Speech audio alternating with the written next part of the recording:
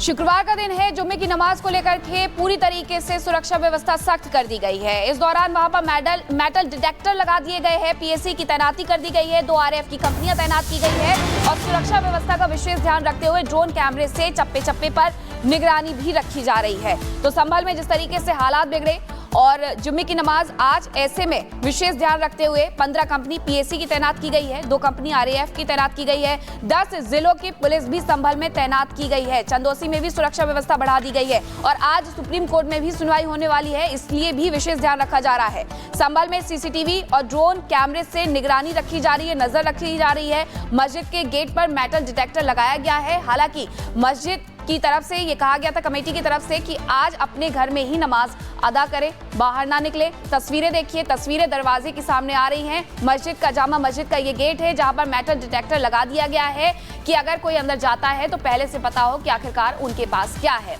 सुरक्षा व्यवस्था इसीलिए कड़ी की गई है क्योंकि 24 नवंबर को जो कुछ भी हुआ था उसके बाद अब हालात ना बिगड़े। एक जुम्मे की नमाज, दूसरा सुप्रीम कोर्ट में इस पूरे मामले की सुनवाई होनी है कि जामा मस्जिद में जो कोर्ट कमिश्नर सर्वे चल रहा है उस पर रोक लगाई जाए। कमेटी की तरफ से जो याचिका डाली गई है उस याचिका के मद्देनजर और साथ ही आज जो नमाज होनी है उसके मद्देनजर ये सुरक्षा व्यवस्था के तमाम इंतजाम किए जा रहे हैं। मस्जिद के गेट पर मेटल डिटेक्टर लगाए गए हैं। मेटल डिटेक्टर लगाने के कारण क्या है वो भी आपको बता रहे हैं कि जुम्मे की नमाज, और इसी वजह से आज मेटल डिटेक्टर लगाए जा रहे हैं। पीएसी की जो कंपनियां हैं वो भी तैनात की गई हैं, 2 आरएएफ की कंपनियां तैनात की गई है। सीसीटीवी कैमरे से नजर रखी जा रही है, ड्रोन कैमरे से नजर रखी जा रही है। ये तस्वीरें आप देख सकते हैं जहां सुरक्षा व्यवस्था को कड़ा करते हुए मेटल डिटेक्टर लगा दिया गया है कि अगर मेटल डिटेक्टर से होकर के कोई भी जाता है तो उसके बारे में पूरी जानकारी पुलिस के पास रहे, क्योंकि पिछले बार जिस तरीके से हालात बिगड़े थे अब ऐसे हालात बिल्कुल भी ना सरकार चाहती है ना पुलिस प्रशासन चाहता है। और यही वजह है कि मेटल डिटेक्टर को लगाया गया है। मेटल डिटेक्टर जामा मस्जिद के मुख्य दरवाजे पर लगा दिया गया है। ये तस्वीरें आपको सीधे दिखा रहे हैं मेटल डिटेक्टर लगाने की कि आखिरकार किस तरीके से यहाँ पर सुरक्षा व्यवस्था को कड़ा कर दिया गया है। संभल पुलिस सीसीटीवी से निगरानी रख रही है और 2 तस्वीरें आप देखिए। आरएएफ की जो कंपनियां हैं उन्हें वहां पर तैनात किया गया है। रैपिड एक्शन फोर्स की जो कंपनी है वो वहां पर पहुंच चुकी है और इसी के साथ दूसरी तस्वीर में आप देख सकते हैं जो मेटल डिटेक्टर है वो जामा मस्जिद के गेट पर लगा दिया गया है। मस्जिद के दरवाजे पर इसे लगाया गया है। ये 2 तस्वीरें बताती हैं कि आखिरकार किस तरीके से वहां पर सुरक्षा व्यवस्था को संभाला जा रहा है और इससे सटे हुए चंदौसी में भी सुरक्षा व्यवस्था इसी तरीके से चाक चौबंद की गई है। 2 तस्वीरें देखिए, जामा मस्जिद की एक पूरी तस्वीर आपको दिखा रहे हैं, दूसरी तस्वीर थी जो गेट पर मेटल डिटेक्टर लगाया जा रहा है उसकी। सिर्फ मस्जिद के अंदर नमाज की इजाजत और इसीलिए मेटल डिटेक्टर का इस्तेमाल।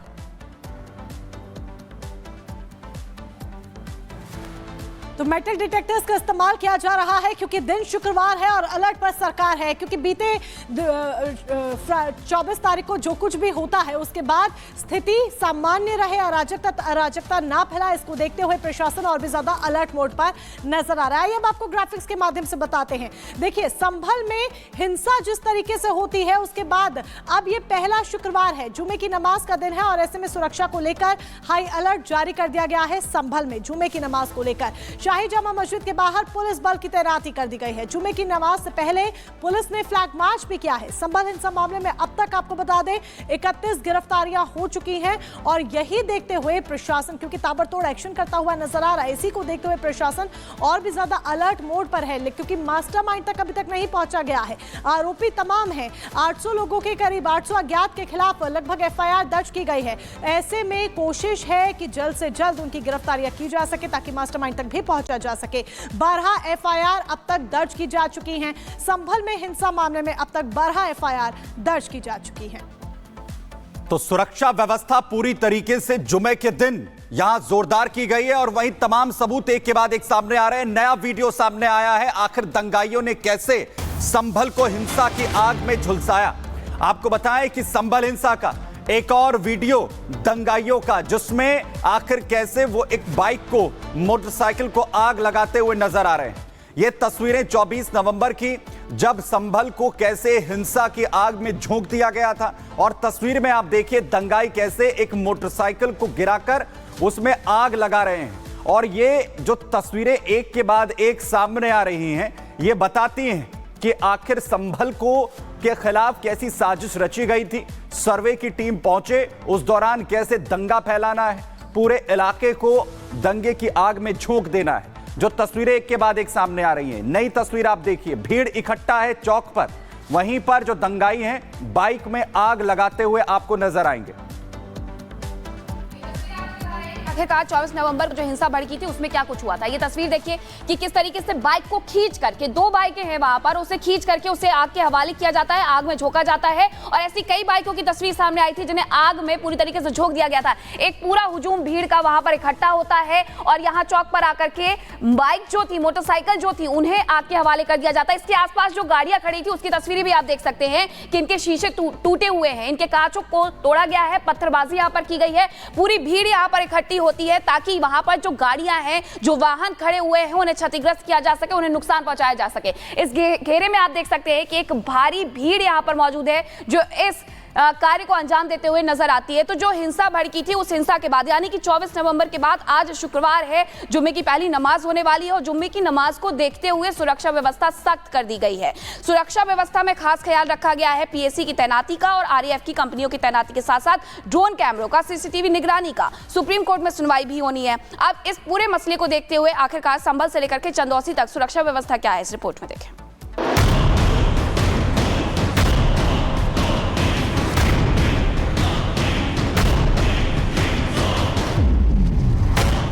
संभल में हिंसा को बीते कई दिन बीत चुके हैं, लेकिन तनाव अब भी बना हुआ है।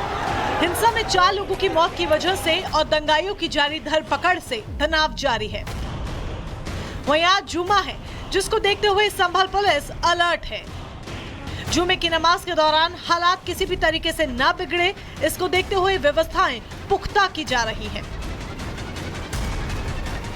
लोगों से अपील की गई है कि अपनी अपनी मस्जिदों में ही नमाज पढ़ें और जामा मस्जिद की नमाज के बारे में भी बड़ा स्पष्ट है कि वहाँ पे जो लोग पूर्व में नमाज पढ़ते थे, बल्कि लोगों से अपील की है कि कम संख्या में आवें। वहाँ पे वैसे भी फ्रिस्किंग चेकिंग होगी ही होगी। बाहरी लोगों के वहाँ आने की आवश्यकता नहीं है, नहीं जनरली ऐसा होता भी नहीं है कि लोग अपनी लोकल मस्जिद में ही नमाज पढ़ते हैं, तब तक जब तक कि कहीं बाहर वो ना हो, तब जाके बाहर की मस्जिद में नमाज पढ़ते हैं। तो सामान्य तौर पर वहाँ पे ये होना भी नहीं चाहिए कि बाहर के लोग आवें। संभल में चप्पे चप्पे पर भारी पुलिस फोर्स को तैनात कर दिया गया है। इस बार तैयारियां इतनी पुख्ता हैं कि परिंदा भी पर नहीं मार सकता। जुमे की नमाज को देखते हुए संभल में 15 पीएसी कंपनी तैनात की गई हैं। 2 कंपनी आरएएफ के जवानों की हिंसा वाली जगह पर लगाई गई हैं, तो वहीं 10 जिलों की पुलिस फोर्स को भी संभल में लाकर तैनात कर दिया गया है। इसके अलावा ड्रोन कैमरों और सीसीटीवी कैमरों की मदद से भी संदिग्ध गतिविधियों पर नजर रखी जा रही है। पुलिस कोशिश कर रही है कि आज कोई बवाल ना हो और हर बदलते दिन के साथ हालात संभले, अब फिर से अमन चैन कायम हो। अच्छी बात यह है कि संभल में धीरे धीरे हालात सामान्य होते दिख रहे हैं। बाजार में दुकानें खुल रही हैं, हालांकि मस्जिद के पास की कुछ दुकानें फिलहाल बंद हैं। जुमे की नमाज से पहले संभल की जामा मस्जिद से ऐलान कर दिया गया है और संभल में 24 नवंबर को जो कुछ हुआ उसके लिए अफसोस जाहिर किया गया है। साथ ही ये भी अपील की गई कि लोग जुमे की नमाज के लिए जामा मस्जिद ना आएं और अपने घर के पास वाली मस्जिद पर ही नमाज अदा करें। मैं तमाम अपने मुस्लिम भाइयों से ये गुजारिश करता हूँ कि पूरा और बढ़कर विचार होकर अपनी अपनी दुकानें खोलें, अपने अपने काम पर जाए, कोई किसी तरह की परेशानी नहीं है। कल जो भी जुमा है आने वाला, उसमें भी आपसे लेकर के दरख्वास्त है, गुजारिश है कि आप अपने अपने मोहल्ले की मस्जिदों में जुमे की नमाज पढ़ने जैसे पढ़ने पढ़ते चले आए हैं। नारी जमा मस्जिद संभल में कल जुमे की नमाज होगी और हर तरह की नमाज होगी और होती रहेगी इंशाअल्लाह, कोई कयामत तक होती रहेगी। इस तरह की कोई बात नहीं है। किसी अफवाह पर ध्यान रखें, भूल न लगाएं, बिल्कुल भी और शहर में अमन और शांति बनाए रखें। इंशाअल्लाह अल्लाह आपके साथ है, हम आपके साथ हैं। एक तरफ जहां संभल में हालात सामान्य करने की कोशिश है, तो वहीं दूसरी तरफ पुलिस का ताबड़तोड़ एक्शन भी जारी है। पुलिस को आदेश मिले हैं कि किसी दंगाई को ना छोड़ा जाए, इसीलिए पुलिस संभल हिंसा के एक आरोपी की धरपकड़ में जुटी है। पुलिस की ओर से अब तक 3 महिलाओं समेत 31 लोगों को गिरफ्तार किया जा चुका है, जिन्हें जेल भेज दिया गया है। इसके अलावा पुलिस ने कई लोगों की तस्वीरें भी जारी की हैं। Bureau report, Republic Bharat. और वहीं तो उत्तर प्रदेश के संभल में हिंसा की जांच तेज कर दी गई है। एक आयोग का गठन कर दिया गया है। बकायदा 3 सदस्यीय का यह आयोग है जिसका गठन किया गया है। बड़ी जानकारी आपको बता दें, संभल में जिस तरीके से हिंसा होती है 24 नवंबर को, उसके बाद जांच को और आगे बढ़ाया दायरा है वो आगे बढ़ाया जा रहा है। यूपी सरकार ने जांच आयोग का गठन किया है। 3 सदस्यीय ये न्यायिक आयोग है जिसका गठन किया गया है। रिटायर्ड जज DK अरोड़ा आयोग के अध्यक्ष बनाए गए हैं। अब ये पूरी जांच पड़ताल करेंगे, इनकी अध्यक्षता में जांच पड़ताल होगी। आयोग का गठन किया गया है क्योंकि संभल हिंसा पर न सिर्फ प्रशासन अलर्ट मोड पर नजर आ रहा है बल्कि इसके साथ ही उत्तर प्रदेश की सरकार भी अलर्ट मोड पर नजर आ रही है। खुद मुख्यमंत्री योगी आदित्यनाथ लगातार नजर बनाए हुए हैं कि संभल में जिस तरीके से हिंसा होती है, उपचुनाव के अगले ही दिन यानी कि जिस दिन रिजल्ट्स अनाउंस होते हैं ठीक उसके अगले ही दिन जिस तरीके से हिंसा होती है 24 नवंबर को, उसके बाद स्थिति अब और ज्यादा न बिगड़े और अराजक तत्व बार बार उत्तर प्रदेश के माहौल को खराब ना करे, इसको लेकर अलर्ट। तो 3 सदस्यीय न्यायिक आयोग का गठन संभल हिंसा को लेकर कर दिया गया है और जांच जिस तरीके से आगे अब यहां पर बढ़ रही है। लेकिन आपको बताते हैं कि आखिर कैसे अब जो जांच है अब वो आगे बढ़ती हुई यहां पर नजर आ रही है। दरअसल हिंसा की आंच और न्यायिक जांच का जिस तरीके से अब यहां पर घोषणा की गई है, संभल हिंसा की जांच के लिए आयोग का गठन यहां पर किया गया है। 3 सदस्यीय अब ये न्यायिक आयोग है जो जांच इसकी करेगा, जिसमें जस्टिस DK अरोड़ा आयोग के अध्यक्ष बनाए गए हैं। बड़ी बात यह है कि 2 महीने में अपनी रिपोर्ट न्यायिक आयोग को देनी है। इस घटना की जांच के साथ ही 2 महीने में अपनी रिपोर्ट जो है वो न्यायिक आयोग की तरफ से दी जाएगी कि आखिर कैसे ये पूरी साजिश रची गई, कैसे हिंसा को जो है फैलाया गया, कौन कौन इसमें शामिल था। और जो बड़ी बात यहां पर बार बार सामने आ रही है कि सब कुछ पहले से ही प्रायोजित था।